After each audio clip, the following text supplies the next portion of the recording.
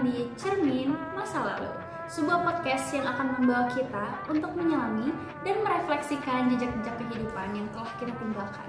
Di sini kita akan membahas tentang pengalaman, kenangan, trauma, dan metode-metode untuk menyembuhkannya. Saya Arin yang akan memandu podcast kali ini. Terima kasih sudah bergabung dan selamat menikmati pembicaraan kita. Terkadang, untuk memahami siapa kita saat ini, kita perlu melihat lagi kembali ke belakang.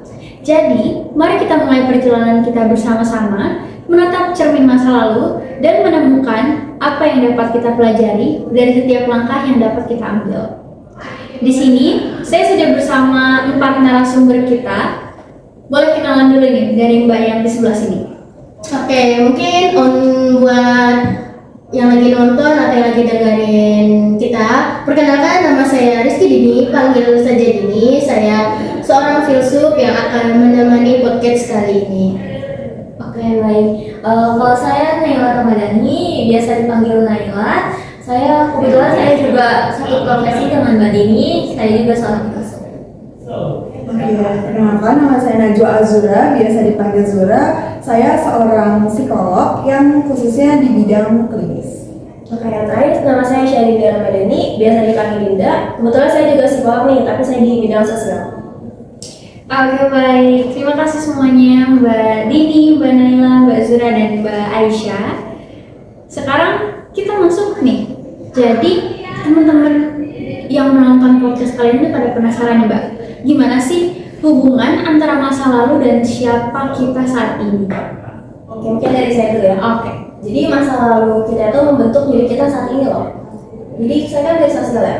Menurut teori perkembangan psikososial Erik Erikson, pengalaman masa lalu seseorang terutama yang berhubungan sama trauma nih, itu tuh sangat mempengaruhi perkembangan suatu individu. Misalnya, masa kanak-kanak yang dipenuhi trauma itu nanti bakal mengurangi rasa percaya diri dan mengganggu hubungan interpersonal mereka saat berkembang.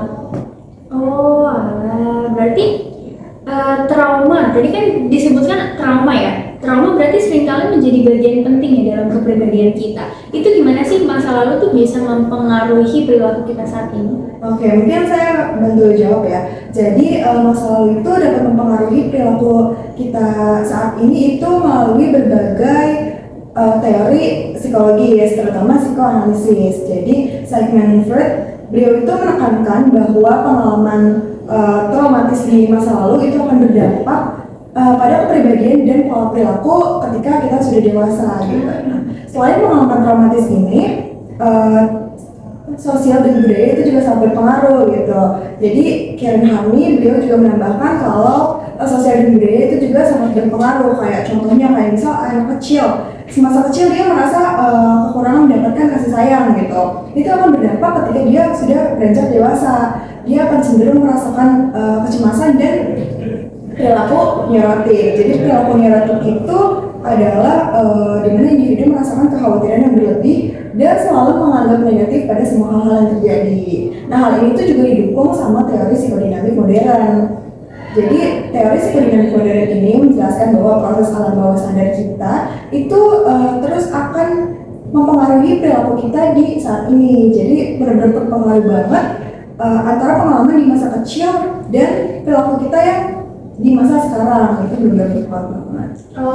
Kalau dari pandangan seorang filsuf gimana tentang masa lalu dan trauma ini? Oke, mungkin saya mau jawab ya. Jadi trauma yang kita alami di masa lalu itu tidak bisa dipisahkan dari diri kita. Jadi trauma itu membentuk bagaimana cara kita untuk berpikir, merasakan dan juga berinteraksi dengan orang lain. Lalu menurut teori separation yang dikembangkan oleh Robert Firestone itu pengalaman yang kita lalui di masa kecil itu dapat menciptakan mekanisme pertahanan yang akan terus ada sampai kita dewasa. Jadi mekanisme itu berfungsi untuk melindungi diri kita dari rasa sakit emosional. Nah itu terus rasa sakit emosional, tapi seringkali juga kita merasa terasing dan sulit untuk membangun hubungan yang sehat. Jadi akibatnya kita mungkin akan terjebak dalam pola pikir yang negatif dan kritik diri yang berasal dari pengalaman masa lalu. Jadi kita mungkin akan sulit untuk membuka diri dan juga sulit untuk membangun kepercayaan kepada orang lain gitu. Oh begitu ya. Saya jadi penasaran deh. Kan masa lalu itu ibaratnya cerminan dari diri kita ya. Berarti kita tuh bisa nggak sih melihat masa lalu itu secara objektif? Atau kita melihat sesuatu itu dipengaruhi oleh cara kita memaknai sesuatu tersebut? Oke, mungkin aku jawab ya.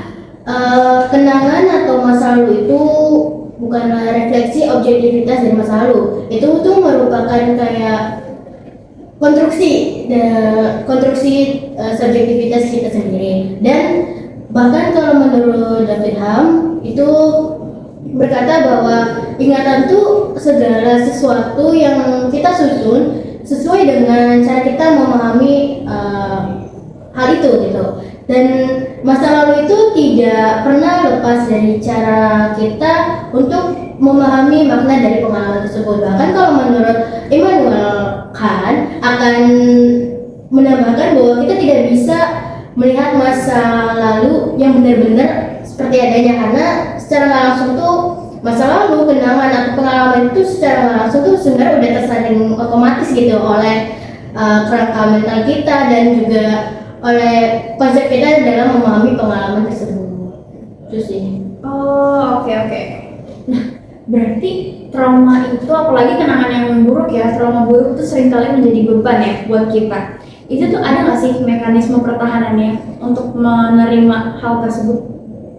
Kalau dari psikologi sendiri ya, itu pasti ada ya. Jadi mekanisme pertahanan untuk menekan kenangan buruk itu tuh disebutnya represi. Jadi represi itu adalah proses di mana individu menekan kenangan buruk atau pengalaman yang menyakitkan di alam bawah sadar mereka gitu. Hal itu tuh bertujuan untuk mengurangi kecemasan yang dialami individu tersebut gitu. Jadi individu itu bisa tetap melanjutkan hidup tanpa harus terganggu sama pengalaman traumatis tersebut gitu. Tapi meskipun sekilas terlihat udah nggak ada gitu ya, udah hilang, sebenarnya itu masih ada di bawah alam bawah sadar individu tersebut gitu. Dan suatu waktu itu pasti akan bisa muncul kembali, tapi dalam bentuk mimpi atau perilaku tertentu. Oh berarti bisa dibilang itu termasuk pelarian diri gitu ya? Iya betul banget. Jadi pelarian diri itu seringkali muncul sebagai cara untuk mengatasi rasa tidak nyaman akibat tidak nyaman emosional akibat trauma. Jadi kita tapi harus ingat juga meskipun cara ini dapat membuat kita merasa lebih nyaman sementara, namun hal ini nggak akan bisa menyelesaikan masalah yang sebenarnya dan mungkin akan menjadi penghalang untuk proses penyembuhan. Oke, nah terkait dengan proses penyembuhan tadi tentang terapi ya, kan kalau misalnya dari perspektif psikolog pasti ada ya terapi-terapi untuk membantu seseorang menghadapi masa lalu mereka. Nah, apakah terapi ini dapat membantu kita untuk menemukan makna yang lebih mendalam lagi, atau itu hanya sekedar sebuah cara untuk melupakan bagian dari diri kita gitu? Oke, itu mungkin aku yang jawab. Jika kita mengikuti aku lupa namanya, tapi kalau nggak salah ingat itu Søren Kierkegaard, seorang filsuf eksistensialis, maka terapi itu merupakan kayak kesedihan eksistensialis kita sendiri sih. Terapinya itu bukan sekedar untuk menghilangkan atau menghapus kenangan tersebut, tetapi terapi itu tuh menghadapi dan memahami ketakutan serta keraguan yang ada dalam kita.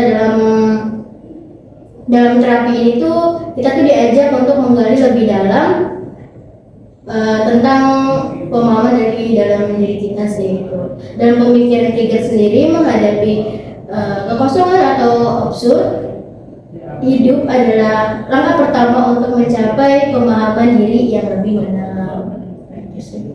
Kalau dari sisi psikologis ada juga yang namanya terapi psikologis. Itu tuh termasuk hipnoterapi dan self healing. Itu tuh dapat membantu individu dalam memahami dan mengatasi trauma masa lalu mereka. Jadi metodenya tuh gak hanya kita sekedar melupakan masa lalu loh, tetapi metodenya itu bikin kita memaknai memberikan makna baru terhadap pengalaman buruk tersebut. Jadi nggak hanya fokus pada melupakan, tetapi memberikan makna baru terhadap pengalaman tersebut hingga memungkinkan individu untuk menerima dan belajar dari masa lalunya. Oke, dan itu dia cerita yang sudah kita dengarkan bersama di episode kali ini. Semoga setiap kenangan dan pembelajaran dari masa lalu yang sudah kami bagikan saat ini bisa memberikan perspektif baru bagi kita semua. Perlu diingat bahwa setiap langkah yang kita ambil di masa lalu adalah apa yang membentuk siapa kita hari ini. Terima kasih untuk kalian yang sudah mendengarkan podcast Cermin Masa Lalu. Jangan lupa untuk selalu ikuti kami di episode-episode berikutnya karena masih banyak sekali cerita dan kisah yang akan kita gali bersama-sama. Semoga kalian semua selalu bisa menemukan makna dari cermin masa lalu yang kalian lihat. Sampai jumpa!